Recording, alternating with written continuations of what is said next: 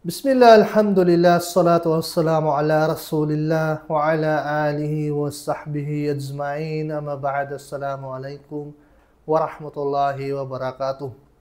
Mga kapatid, upang tayo ay hindi maligaw sa pagpili ng ating tatahaki na pananampalataya, ay dapat mayroon tayong tamang basihan sa pagpili ng tamang relihiyon, tulad ng ating mga babanggitin. Una, dapat ang katuruan ay walang pagbabago.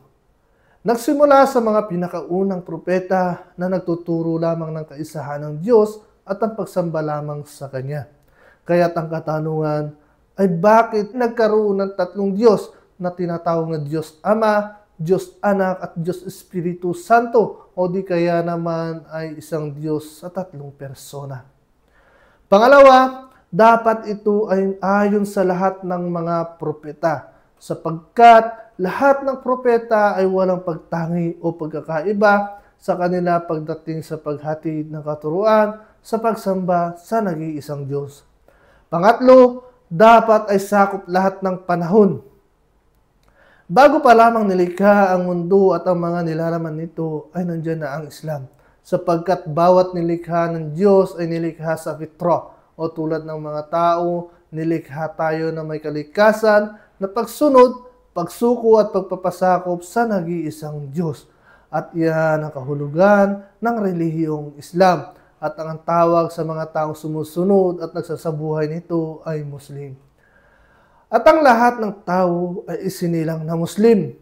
Ngunit sila ay naging Kristiyano, Hudyo, Magyan lamang matapos silang pabinyagan ng kanilang mga magulang sa mga relihiyon na ito. Pang-apat, dapat ang relihiyon na ito ay solusyon sa lahat ng problema.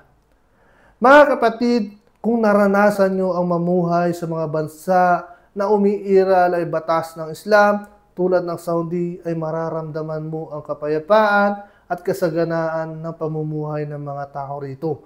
Dahil ang Quran at ang sunnah ng propeta sallallahu alaihi wasallam ang siyang naging gabay ng mga Muslim, at ito ang nagpagaan ng aming pamumuhay.